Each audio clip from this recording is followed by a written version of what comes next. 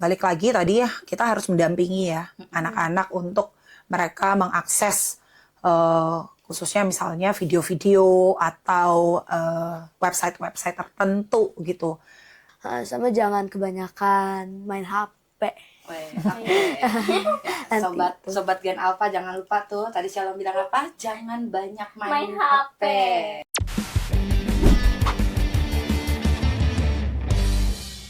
Hai Sobat Digital, selamat datang di Gen Alpha Talks. Podcast ini kita akan ngebahas mengenai belajar bersama Gen Alpha. Sore ini kita ditemani oleh dua narasumber kita, yaitu ada Miss Ria. Hai Miss Ria. Dan hai Shalom. Hai Shalom. Wah, senang banget ya Lutfi, hari ini kita ngobrol bareng Miss Ria dan Shalom. Nah, untuk lebih dalam lagi untuk ngomongin berbicara tentang generasi, kita ngobrol dulu nih. Kita ini termasuk golongan generasi apa sih Miss Ria? Oh, aku dulu nih. Iya. Aduh, ketahuan nih umurnya. Aku lahir di generasi milenial. Oh. Sama dong kita Miss Ria. Kita adalah generasi milenial. Nah, kalau generasi milenial itu seperti apa sih Miss? Generasi milenial itu generasi yang lahir di eranya Indonesia juga lagi mulai berkembang ya, gitu. Jadi kalau saya lihat sekarang generasi milenial tuh jadi orang-orang yang tangguh, orang-orang yang kerja keras, ya, nggak mudah menyerah. Karena memang waktu zamannya kita kecil, beranjak untuk dewasa itu kita mendapatkan sesuatu tuh nggak gampang, gitu ya. Jadi perlu usaha lebih. Nah itu ngebentuk kita untuk jadi orang yang pekerja keras saat ini ya. Aku lihat rata-rata generasi milenial seperti itu. Generasi yang tangguh ya Miss ya. Kalau dari gaya belajar Miss, generasi milenial itu seperti apa sih? Generasi milenial itu dulu kita belajarnya benar-benar bergantung sama guru. Jadi buku itu benar-benar kita juga harus punya. Kalau enggak bisa-bisa kita ketinggalan pelajaran, ketinggalan informasi gitu. Nggak masuk sekolah 1 hari aja tuh kayaknya bisa miss banyak hal lah. Keteteran gitu. Kejar-kejaran lah dengan cari informasi dari teman atau dari guru yang bersangkutan. Iya, karena generasi milenial itu masih masa transisi perkembangan teknologi ya Miss. Ya. Jadi kita belajar juga teknologi ya cuma seadanya aja ya Miss. Kayak belajar komputer pun ya masih pakai komputer Pentium ya kalau nggak salah ya. Betul. Belum menggunakan laptop banget gitu kan ya Miss. Oke, kalau Lutfi sendiri? Kalau dari aku sendiri, aku itu generasi Z. Wis. Dimana semuanya udah pakai digital. Iya. Jadi udah nggak kayak Miss Ria ataupun Mbak Elizabeth. Jadi semua tuh aku udah belajar menggunakan digital. Jadi udah jarang nih nulis-nulis. Jadi semua tinggal baca blog, baca informasi di internet. Kalau Shalom nih, dari Shalom tuh generasi apa sih? Aku generasi Alpha. Generasi Alpha. Shalom tahu nggak sih generasi Alpha tuh seperti apa? Generasi Alpha itu udah semuanya pakai ya digital gitu. Kalau belajar udah, kalau ketinggalan nih pelajaran dari guru, kita bisa searching di internet, bukunya udah ada di internet, terus kita tinggal lihat, baca, hafalin gitu. Mau nulis catatan bisa di laptop, bisa di tablet, bisa di HP. Jadi semuanya udah tergantung elektronik gitu loh. Apalagi sekarang belajar tuh ada yang namanya Google Classroom ya Shalom ya. Jadi di mana semua pasti gurunya udah submit di dalam situ ya. Jadi nggak mungkin yang namanya ada alasan ketinggalan, benar nggak? Shalom sendiri pernah ketinggalan nggak? Pernah. Tapi nggak akan ketinggalan banget kan karena udah ada di Google Classroom ya.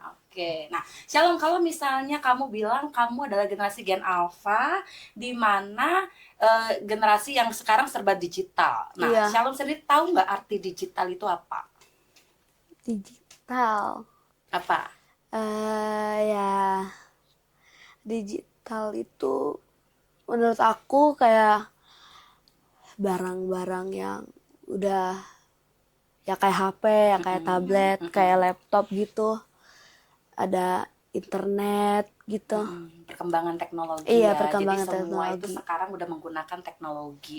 Mau belanja pun udah pakai HP aja gitu Iya, ya. Kita nggak tinggal perlu datang ke mall cari sepatu, tapi udah tinggal lihat scroll HP aja, kamu udah dapetin barang kamu ya. Iya. Nah, sekarang kalau saya boleh tahu, seberapa sering Shalom menggunakan digital?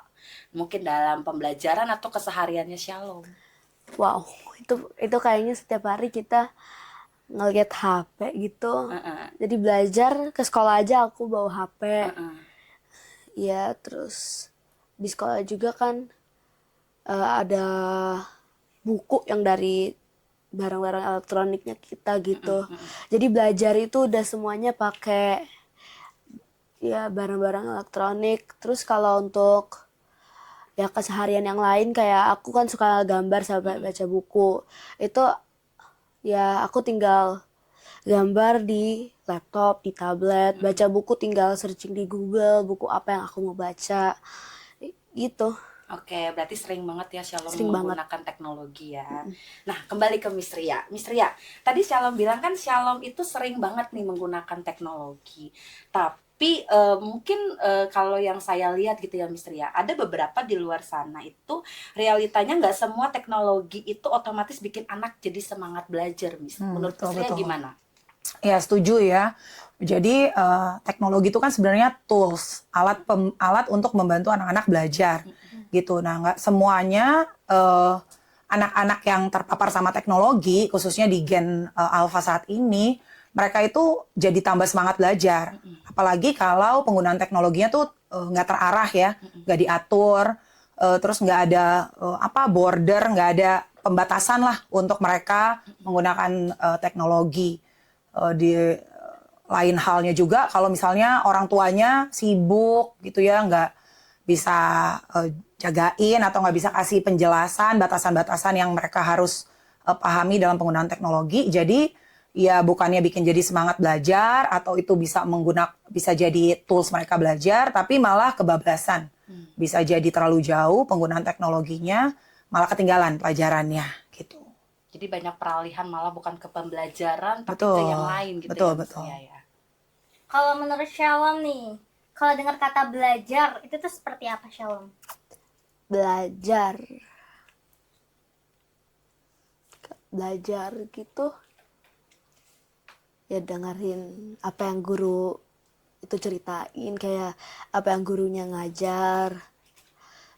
Belajar itu juga kan ada belajar sendiri gitu ya, bisa belajar dari buku-buku, belajar dari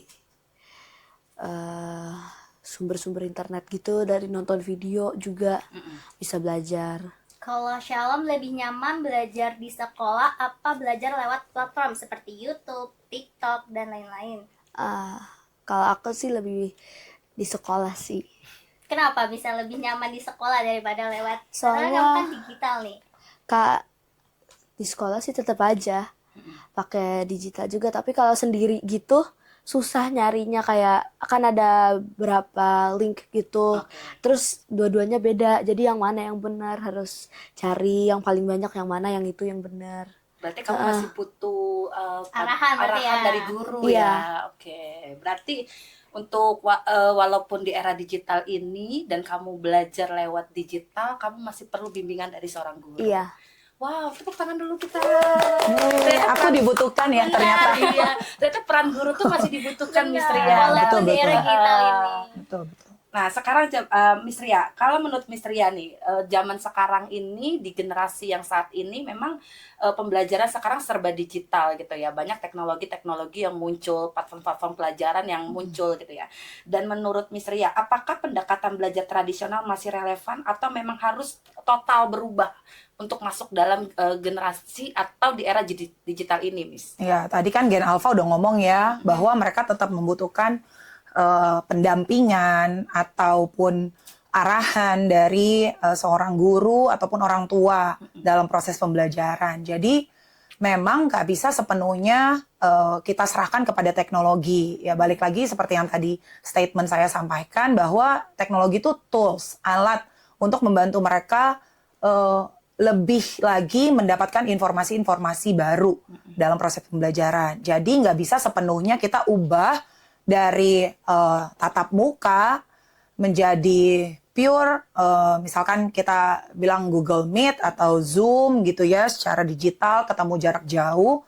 Apalagi untuk anak-anak yang masih di usia sekolah dasar, taman kanak-kanak. Kalau menurut saya pribadi bahkan sampai SMP SMA itu masih perlu sekali tatap muka.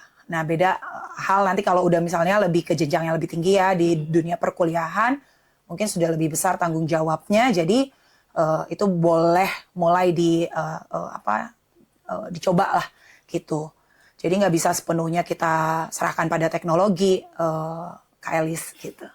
Berarti masih perlu lah ya, metode pembelajaran yang tradisional yang sebelumnya Betul. pada zaman kita mungkin nih, gak usah jauh-jauh ya, betul. zaman kita gitu ya, yang dimana mungkin mereka masih bisa bikin rangkuman gitu ya, Miss ya. Jadi nggak sepenuhnya guru pun atau seorang pendidik pun melepas murid-muridnya untuk belajar lewat platform-platform yang mereka kirim gitu ya, Miss. Betul. Kalau begitu, Miss Ria, gimana sih untuk kita bisa menjaga keseimbangan antara penggunaan teknologi dengan pembentukan karakter dan fokus belajar anak di zaman sekarang? Oke, ini pertanyaan yang penting banget ya untuk kita, para guru, para pendidik, dan juga orang tua. Jadi tetap harus ada pengendalian. Kuncinya itu di tangan orang dewasa, pendidik, guru, maupun orang tua. Jadi anak-anak diberikan arahan seberapa lama sih atau seberapa jauh sih mereka boleh menggunakan teknologi. Misalnya, ini salah satu contoh aja ya yang kita terapkan. Di sekolah boleh bawa gawai, boleh bawa gadget gitu ya, tapi di pelajaran-pelajaran tertentu yang memang mengharuskan mereka untuk buka e-book ataupun mereka browsing gitu ya, nonton video, itu diperbolehkan. Tapi ada pelajaran-pelajaran yang memang misalnya nggak perlu sama sekali, ya kita nggak kasih izin gitu ya. Lalu misalkan di rumah orang tua kasih kesempatan anak-anak untuk belajar lewat gawai mereka, tapi di jam-jam yang sudah ditentukan gitu. Kalau misalkan lagi makan bersama dengan keluarga, ya semua off handphonenya atau jauh-jauh handphonenya. Atau misalkan kalau udah jamnya tidur, ya harus tidur. Jangan sampai bablas, anak-anak tetap bisa akses gadgetnya gitu. Jadi itu ada pembatasan-pembatasan yang memang harus orang dewasa yang bertanggung jawab terhadap anak tersebut itu untuk bantu mereka merencanakan pemakaian gadget mereka gitu ya. Karena kalau dilepas gitu aja suka ini ya, Miss Ria, ada suka mungkin kayak overdosis gitu ya. Karena ada beberapa sekarang tuh banyak saya lihat gitu ya di sosmed, di TikTok gitu ya, anak-anak zaman sekarang tuh ketagihan gadget tuh pas diambil tuh kayak orang sakau gitu ya, orang yang ibarat kata tuh nggak bisa lepas gitu ya, kayak ketagihan. Padahal HP-nya nggak ada tapi dia terus scroll gitu. Shalom pernah ngeliat kayak gitu nggak? Pernah Ya. Jadi emang mungkin karena kurangnya penjagaan atau keseimbangan orang tua dalam melihat atau memperhatikan anak-anaknya untuk menggunakan pemakaian teknologi ya misalnya ya. Nah, Shalom, kalau berbicara tentang belajar digital gitu ya, kamu pernah ngerasa jenuh nggak sih dalam proses pembelajaran? Atau belajar sendiri terus tiba-tiba jenuh gitu, Shalom? Jenuh itu bosen, boring. Gen alpha ya. Oke, salah saya ya, Miss ya. Jenuh tuh bahasa kita, gen milenial. bosan. Bosan. Oke. Jarang banget sih kalau bosan gitu. Soalnya kan banyak media-media baru, jadi kita bisa lihat ini ada apa. Terus kan media-medianya juga udah komplit sama gambarnya, sama pertanyaannya, jawabannya pun kadang-kadang ada. Jadi kayak, oh kalau udah ada kayak gini, ya aku gampang lah, gak usah pusing-pusing gitu. Ya jadi gitu. Wah, Sekarang berarti udah jarang Shalom tuh banget. lebih suka ya belajar dengan digital, visual, Iya. audio gitu kan ya, daripada cuma baca buku diam di tempat gitu kan. Makanya nggak pernah jenuh. Iya, kita kan jenuh karena Nggak baca pernah buku boring. terus. Iya. Miss Ria, tadi kan Shalom bilang ya kalau dia tuh tidak pernah jenuh dalam belajar karena dibarengi dengan visual dan auditorium. Bagaimana para tantangan bagi pendidik untuk mendampingi pembelajaran di Gen Alpha ini? Oke, ya kalau misalkan pendidik ya di zaman sekarang ini kita harus melek teknologi juga pastinya. Kita harus ngikutin zaman gitu kan.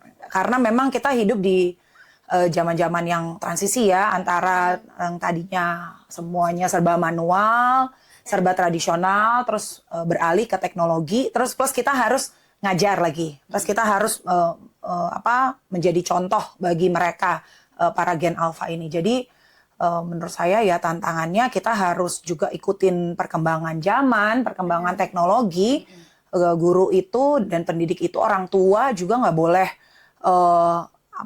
males untuk mengupgrade diri gitu. Jadi tetap kayak saya ya, mau nggak mau karena Gen Alpha di tempat saya bekerja itu mereka sudah melek teknologi, mereka bawa gadget, gawai gitu ya dengan berbagai kecanggihan. Terus mereka juga bisa mengoperasikan alat-alat elektronik dengan sangat mudah. Terus mereka juga bisa browsing berbagai hal, banyak benar. banget gitu ya, yang kita apa ini Justru gitu mereka ya. duluan yang dapet ya. Mereka duluan dapet, kayak misalnya juga sekarang mereka bikin poster, bikin video, pakai Canva, pakai CapCut. Nah mau nggak mau, saya sendiri juga harus belajar gitu. Jadi ya saya cari manual-manualnya atau video-video untuk bantu diri saya sendiri mengikuti zamannya mereka gitu. Nah, sekarang terakhir nih Miss Ria. Apa sih peran penting orang tua atau guru sebagai pendidik dalam membantu anak untuk memilah informasi yang kredibel di internet? Karena banyak banget informasi-informasi yang belum tentu benar gitu ya. Jadi banyak banget informasi-informasi di dalamnya yang atau mungkin judulnya tuh pembelajaran tapi isinya ternyata nggak pembelajaran yang sesuai gitu. Itu bagaimana Miss Ria? Iya, balik lagi tadi ya, kita harus mendampingi ya anak-anak untuk mereka mengakses khususnya misalnya video-video atau website-website tertentu gitu. Jangan 100% percaya. Kalau buat saya, anak-anak di usia Gen Alpha sekarang itu mereka belum bisa untuk memilah 100% ya, ini cocok untuk di usia mereka, bacaan atau tontonan. Atau misalkan ini memang boleh gitu. Jadi boleh atau tidaknya itu harus ada pendampingan dari orang tua atau guru gitu. Nah, saran saya sih misalkan ada video-video yang cocok untuk pembelajaran anak-anak, misalkan anak tersebut memang kita perbolehkan untuk akses, ya kita kirim ke mereka. Jadi mereka aksesnya hanya sesuai dengan apa yang kita arahkan gitu ya. Tetap tidak menghilangkan teknologi itu, tetap tidak menghilangkan belajar secara digital, tapi kita yang atur. Video-video yang dibuka, website yang dibuka, kalau bisa medsos nanti belakangan gitu ya. Belum 13, jadi selama mungkin bisa ditahan untuk mengakses media sosial, itu menurut saya lebih baik. Mungkin nanti SMP atau SMA baru bisa dibuatkan media sosial. Ya balik lagi semua di tangan orang tua, keputusannya. Sejauh mana orang tua bisa jagain anaknya, ya silakan aja. Tapi kalau buat saya pribadi, selambat-lambatnya untuk atau seminimal mungkin untuk bisa akses ke media sosial itu lebih baik sih. Oke. Gitu. Ya. Ngomong-ngomong soal media sosial, Shalom punya media sosial nggak? Punya. Punya. Apa aja tuh? Pinterest doang sih. Oh, Pinterest. Biasanya kalau di Pinterest nyari apa, Shalom? Aku nyari ide-ide. Kan aku juga suka crafting gitu loh. Ya aku nyari-nyari ide, bikin apa, kayak mau gambar apa ada di Pinterest. Terus aku juga kalau di Pinterest suka bikin-bikin kayak namanya sekarang shuffles gitu loh. Oke. Apa tuh? Kayaknya kita masih asing ya. Aku ada aplikasinya, kita bikin kayak gimana ya jelasinnya? Ya kayak kita bikin ya kita bisa bikin video posting di situ, bisa bikin kayak gambaran sendiri posting di situ, tutorial bisa posting di situ. Jadi kayak blog sendiri gitu ya? Kita bikin sendiri terus gitu. Oke. Kalau ngomongin kayak gitu, itu kan kamu belajar sendiri ya? Iya. Kalau misalnya kamu lagi kesulitan dalam pembelajaran, kamu itu cari bantuannya ke siapa? Ke digital dulu, ke media dulu, atau ke orang tua dan guru ya? Aku ke orang tua dan guru dulu sih. Oke. Baru aku itu ke digital juga. Kalau belum puas dapat jawaban dari mereka ya. Iya. Soalnya kadang generasinya Shalom nih sekarang ya Miss Ria, walaupun udah dikasih tahu sama kita orang tua gitu ya, mereka suka masih bertanya-tanya gitu. Betul, Rasa betul. penasarannya lebih tinggi. Makanya sekarang lahirnya tuh ChatGPT gitu. Kamu suka pakai nggak? Pernah pakai nggak? Pernah pakai. Pernah pakai ya, gitu.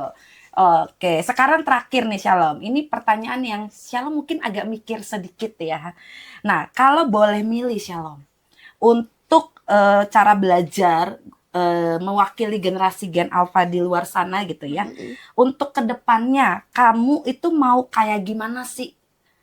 Cara belajarnya? Harapan kalian sebagai generasi Gen Alpha ke depannya punya cara belajar yang seperti apa, Shalom? Kayaknya sih aku maunya gitu fokus ke digital juga. Nanti kan generasi milenial juga menurut aku pasti bakal mengikuti jejak Gen Alpha sama Gen Z ke digital. Soalnya punya anak yang Gen Z Gen Alpha. Jadi mungkin ya gitu. Pakai digital lebih banyak, lebih gampang gitu. Tapi Jadi tetap harus hati-hati. Oke, jadi tetap proses pembelajaran yang dimana digitalnya nggak hilang ya. Iya. Tapi harus tetap diawasi dan berhati-hati juga. Iya. Baik itu guru maupun mama papa kita atau om tante kita gitu ya. Gimana Miss Ria, setuju nggak? Ya, kalau menurut aku setuju ya, karena kita sebenarnya orang dewasa itu terbatas. Kita tuh terbatas dari segi kemampuan pengetahuan, informasi gitu. Apalagi kalau yang orang dewasanya males baca atau males cari info gitu ya. Kasihan anak-anak yang banyak pertanyaan ini, mereka nggak memiliki jawaban atas pertanyaan-pertanyaan mereka. Gitu ya. Apalagi mereka hidup di dunia yang serba cepat. Semuanya dapat informasi gampang, dapat jawaban gampang. Nah, kalau kita yang dewasa ini nggak mau mengimbangi, kasihan nih mereka gitu. Tapi tetap karena teknologi itu nggak bisa ngajarin karakter, teknologi itu nggak bisa ngajarin agama secara benar gitu ya. Jadi tetap anak-anak ini butuh nasihat, butuh bimbingan dari manusia dewasa. Jadi mau nggak mau tetap peran guru, peran orang tua, peran pendidik itu masih sangat penting di era-era seperti ini. Meskipun dengan keterbatasan kita mendapatkan informasi ya, maksudnya kita orang dewasa ini terbatas dari segi pemikiran, segi informasi dibandingkan tadi di digital gitu ya, di internet segala macam jawaban ada, tapi tetap etika, karakter, agama itu penting untuk diajarkan terlebih dahulu sehingga mereka bisa tuh browsing atau searching segala macam informasi dengan lebih bijak sesuai dengan usia mereka gitu. Oke, Miss Ria. Tadi kan menurut Shalom nih, kalau kata Shalom tuh tidak pernah boring dalam pembelajaran gitu ya. Nah, kalau sebagai pendidik Miss Ria, gimana sih caranya supaya kita bisa fokus untuk belajar di era digital seperti ini gitu Miss Ria? Ya, ada beberapa tips nih yang saya bisa sampaikan ya. Yang pasti kalau di rumah atau di sekolah itu kita sebagai orang dewasa harus menciptakan zonasi atau area yang memang bebas gangguan. Jadi belajarnya dengan di ruangan yang memang khusus untuk belajar. Terus habis itu misalkan kita gunakan gadget, ya one gadget, one purpose. Jadi satu gadget itu untuk ya belajar gitu. Jangan buka belajarnya 3 menit, bacanya habis itu buka aplikasi yang lain gitu ya 10 menit ya.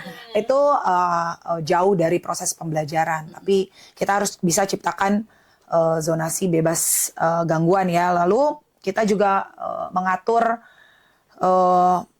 gawai atau gadget itu saat belajar. Misalkan kita bisa pakai mode, kalau di handphone canggih sekarang udah bisa pakai mode jangan ganggu gitu ya, don't disturb gitu, supaya nggak ada notification yang masuk atau tangtung gitu ya, atau WhatsApp yang masuk gitu. Jadi lebih fokus belajar. Terus bisa juga, nah ini kita bisa terapkan di sekolah yang tempat saya mengajar. Kita terapkan teknik Pomodoro, yaitu belajar 25 menit.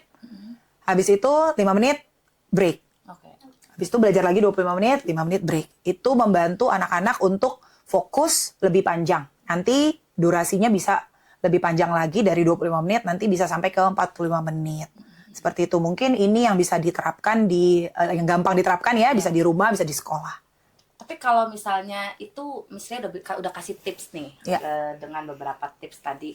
Kalau misalnya kita melihat mungkin ada satu anak memang fokusnya itu di luar dari tipsnya yang Miss Ria kasih tadi ya, atau dengan sistem Pomodoro ya, yang 25 menit belajar, 5 menit break gitu kan ya. Nah, misalnya kalau anak itu memang udah fokus banget nih gitu, nggak perlu pakai sistem kayak gitu. Apakah itu baik buat mentalnya dia, atau emang itu udah salah satu jadi habit, atau bisa dibilang tuh kayak gambaran dia belajar tuh ya udah dia nggak akan ke distract apapun gitu.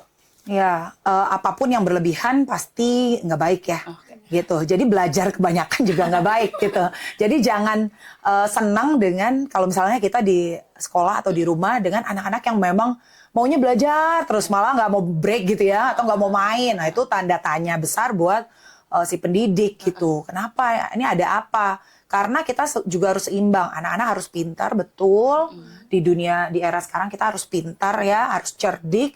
Tapi harus juga bisa bersosialisasi. Benar. Gitu. Jadi jangan sampai fokus belajar terus gitu ya. Nggak ada breaknya, sampai lupa makan, lupa minum. Ya sama aja dengan seperti anak-anak yang main gadget sampai lupa segala-galanya. Gitu, sama aja. Belajar terlalu lama, terlalu panjang. Dan habis itu lupa segala-galanya yang nggak baik juga. Oke. Ya. Shalom, kalau di rumah nih, kalau di sekolah kan udah ada waktunya gitu ya Miss Ria ya. Di sekolah tuh proses pembelajaran itu ada waktunya Shalom. Tapi kalau di rumah itu kan yang ngawasin orang tua gitu ya. Nah, sistem pembelajaran Shalom di rumah tuh seperti apa sih? Sistem pembelajaran aku ya mirip-mirip juga kayak itu yang Miss Ria bilang. Tapi aku kayak ya tadi 10 menit belajar, 5 menit mungkin minum atau apa gitu. Ya sistem belajar aku di rumah kayak gitu. Kamu di rumah itu proses pembelajaran kamu diawasi, ditemani orang tua, atau belajar dulu sendiri? Nanti kalau emang udah kesulitan baru datang ke mami atau ke papi gitu. Aku belajar sendiri dulu baru itu pergi ke orang tua. Seberapa sering kamu ngalami kesulitan ketika kamu belajar sendiri, Shalom? Mungkin kalau dibilang seberapa banyak sulit gitu, ya mungkin ya setengahnya gampang, setengahnya sulit gitu. jadi gitu, aku kerjain yang gampang dulu, baru aku Kalau lingkarin sulit, yang salah, oke. yang sulit atau yang nggak ngerti gitu Ya, ya, baru ke orang datang tua. ke orang tua gitu ya. Oke. Nah, kalau di rumah papa mama kamu seperti apa sih ngajarinnya? Kalau orang tua aku di rumah ya kalau ngajarin aku gitu suruh aku pikir dulu, jangan dikit-dikit tanya, setiap pertanyaan tanya gitu. Oh, jadi Shalom disuruh mencoba dulu ya. Iya. Kalau emang udah mentok nggak ngerti baru ya. Suka nyerah. Kadang-kadang. Kadang-kadang. Kayak Tapi lebih udah sering gak mencoba tahu. dulu lah ya. Iya. Oke.